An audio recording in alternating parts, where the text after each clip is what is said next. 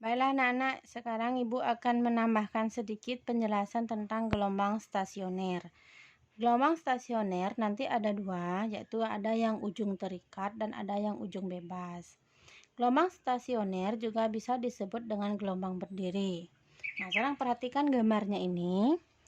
Ketika tali ini digetarkan, tali ini baru meramat nih, pusat getar di sini ya. Jadi tali ini digetarkan, jadi dia tuh meramat ke sini.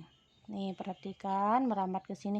Ini baru namanya gelombang berjalan. Nah, sekarang supaya dia menjadi gelombang terikat atau menjadi gelombang berdiri, itu harus ada balikannya. Ketika gelombangnya ini sudah balik, baru akan membentuk gelombang berdiri. Namun yang dimaksud di sini ada ujung terikat, maksudnya yang mana? Di sini tali di sebelah sini diikat dulu. Awalnya kan lurus ya. Tali di ujung sini diikat, kemudian tali di sini digetarkan. Ketika digetarkan, terbentuklah gelombang berjalan dulu, meramat ya seperti ini. Nah, karena di sini ujung talinya terikat, secara otomatis pasti yang akan terbentuk di sini itu adalah simpul di sini dia. Tak mungkin dia bergerak.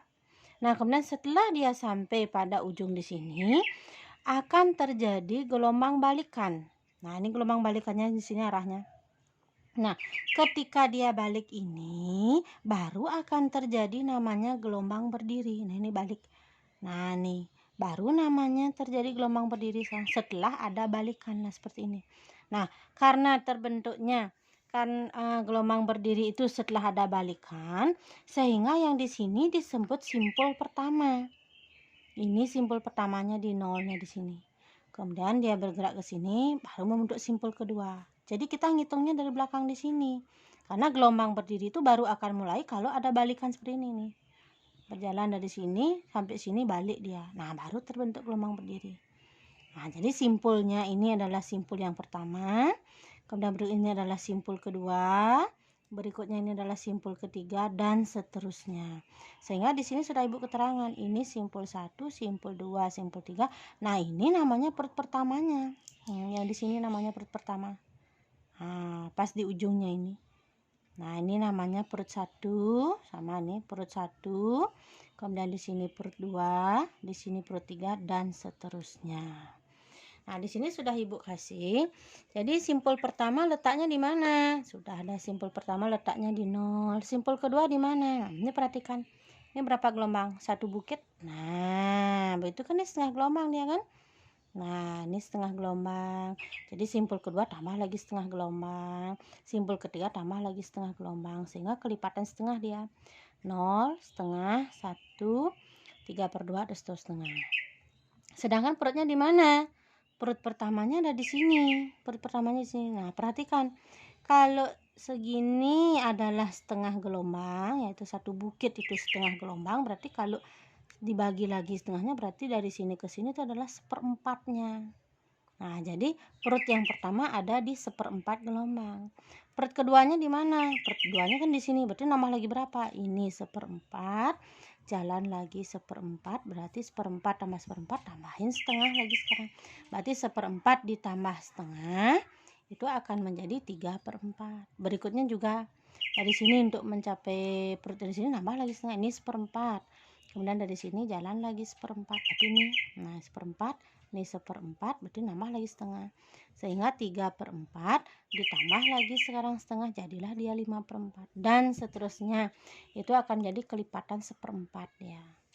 Nah, jadi kalau sekarang diminta, di mana letak perut ke-6, gitu misalnya biar enggak banyak kamu gambar. Nah, ini bisa aja perut 1, 2, 3, 4, 5, 6 bisa. Nanti kalau perutnya perut ke-9, perut ke-10 kan banyak kamu gambar.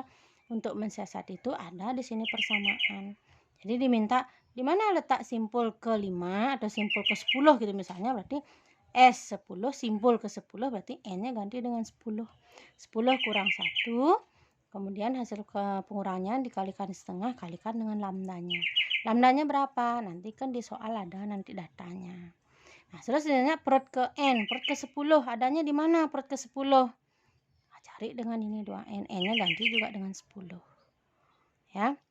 Nah, begitu cara menentukan simpul dan perut ke N. Kemudian di sini ada lagi persamaan simpangan untuk ujung terikat. Nah, ini persamaannya. Y sama dengan 2A sin KX cos omega T. Ya, kalau ditanya amplitudo stasionernya yang mana? Yang dimaksud dengan amplitudo stasioner adalah 2A sin KX dari sini. 2A sin KX. Nah, segini ini namanya amplitudo stasioner. Semua ini. Itu amplitudonya. Ya. Nah, sekarang untuk ujung bebas. Untuk ujung bebas sama. Hanya saja pertama tali itu direntangkan. Nah, kemudian ujungnya itu diikat tetapi tidak kencang ya. Ibu buat di sini lingkaran, artinya nanti ujung ini bisa bergerak bebas, bisa bergerak naik turun. Nah, ini yang disebut dengan ujung bebas nanti ini. Ya, jadi dia bisa bergerak naik turun. Kalau ujung terikat tadi diam di sini talinya, diikat kencang sehingga tali yang di ujung sini tidak bisa bergerak dia. Kalau ujung bebas ini talinya ibu buat lingkaran, artinya dia masih bisa bergerak naik turun bebas di sini. Sama asalnya sumber getarannya dari sini. Jadi digetarkan dulu talinya sehingga membentuk gelombang berjalan, meramat dulu seperti ini gelombangnya. Nah, ini gelombangnya sampai sini. Nah, ini kan bergerak dia. Nah, karena ada gerakan ini yang sekarang bentuk gelombang balik dia. Balikannya misalnya ini turun. Nah, ini naik lagi, berarti ini balikannya. Nah, baru mulai terbentuk gelombang berdiri sekarang. Nih, mulai dah bentuk gelombang. Bukan yang ini gelombang berdirinya, bukan semuanya, tetapi mulainya dari depan ini baru setengah dia nih. Baru setengah jadi gelombang berdirinya, baru gelombang berjalan. Setelah ada pantulan balik baru terjadi gelombang berdiri. Ini gelombang berdiri dia setelah baliknya, sehingga tetap ngitungnya dari terakhir. Karena di sini sekarang ujungnya ini bisa bergerak naik, bisa bergerak turun, berarti yang terjadi terakhir ini perut ya. Kalau yang tadi kan diam di yang ujung terikat tuh diam di sini, tetap akan terus simpul aja di sini. Karena di sini ujungnya bebas, jadi ibu ikatnya agak lentur sehingga dia bisa bergerak bebas. Jadi tali yang di sini bisa naik, bisa turun, naik, turun seperti itu. Sehingga di sini perut yang terjadi yang pertama di sini. Ini perut 1, ini perut 2, ini perut 3. Ini simpul 1, ini simpul 2, simpul 3 dan seterusnya. Jadi sekarang posisinya terbalik. Justru sekarang perut lah. Nah, perut lah sekarang. Ibu balik dulu perutnya. Perut pertama ada di posisi 0. Perut kedua ada di posisi mana? Ini seperempat. Jalan lagi, nambah lagi seperempat. Berarti seperempat tambah seperempat. Berarti ini setengah. Berarti 0, setengah. Kemudian lagi jalan. Ini seperempat. Ini lagi seperempat. Kan setengah jadinya. Nambah lagi setengah. Sehingga di sini perutnya yang kelipatan setengah. 0, setengah lambda, 1 lambda, dan seterusnya. Itu perut-perutnya. Sekarang untuk simpulnya di mana? Ini simpul 1 di sini.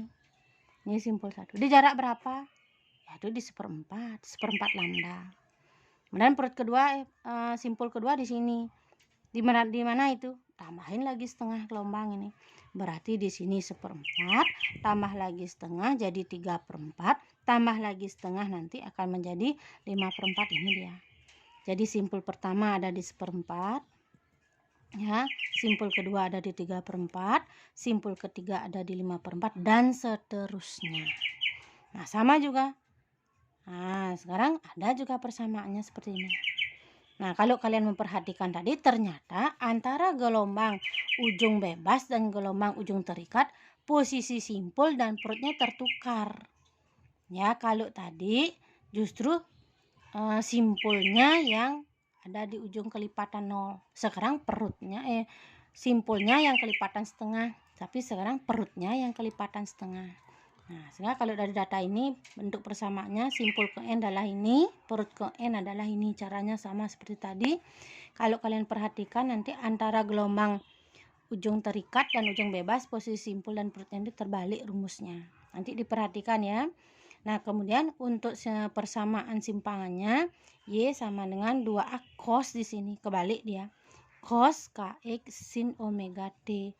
Kalau yang tadi gelombang ujung terikatnya 2A sin di sini. Sin KX cos omega T. Itu terbaliknya hanya sin dan cos. Berarti sekarang amplitudo stasionernya ini sekarang ini juga sama segini. Jadi 2A cos KX ini dia.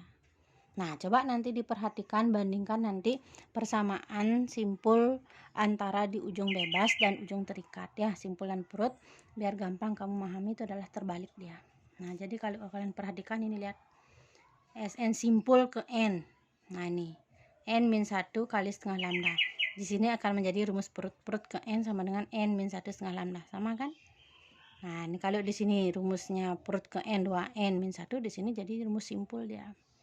Tuh, karena memang dasarnya dari gambar ini. Kalau di sini simpulnya 0, setengah, 1. Kalau di sini justru perutnya yang 0, setengah, 1, tukar itu. Ya. Nah, silahkan belajar lagi.